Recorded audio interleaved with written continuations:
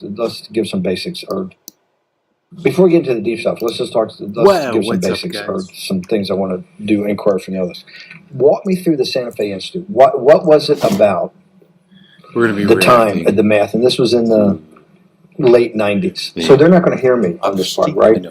We're going to do it both ways. It will not be on the video, but we do have you recorded. Fine.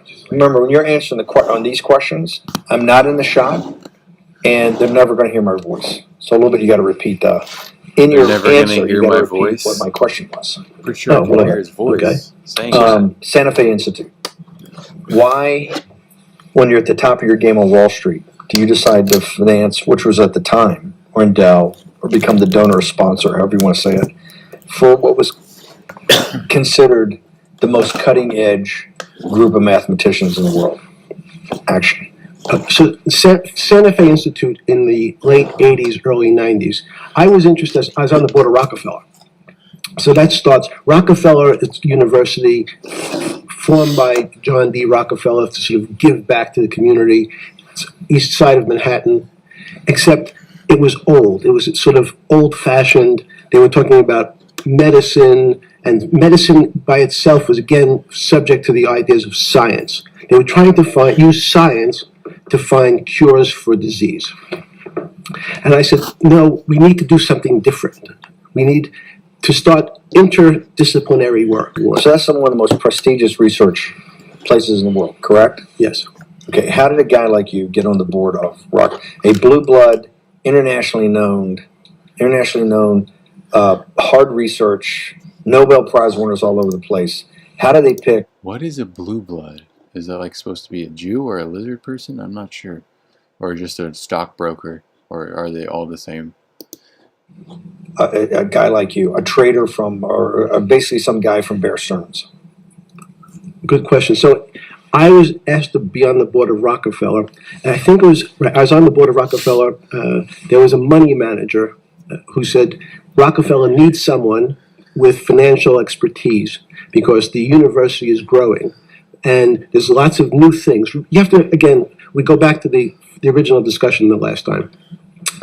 Up until the mid-'80s, or sort of mid-'70s, the most important thing was your name. If you were Rockefeller, you already were considered to be brilliant. If you were head of General Motors, it was your reputation. It was who you knew, who your family was, what was your character. And then in the mid-'70s, basically, if you remember, you probably had a calculator. It was very advanced in those days to have a Texas Instrument calculator. Yeah, I could not. By putting in the numbers, it would multiply. That is true, man. Even in the 90s, I found it hard to come by one of them calculus computer machines in your pocket, them Texas Instruments, being 20% Mexican, man. I couldn't get one of those very easily. You do square roots, and that was the first thing. Everyone who had a calculator was already advanced on Wall Street.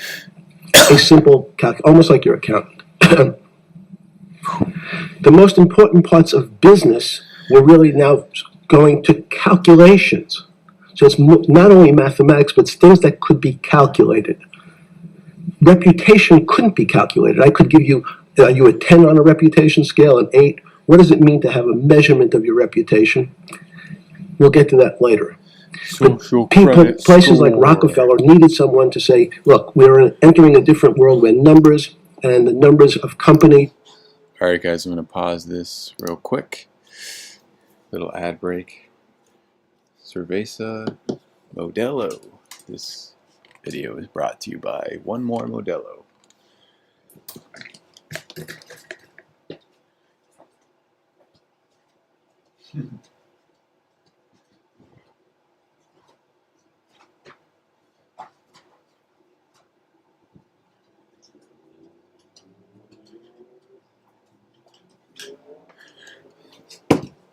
All right, sorry.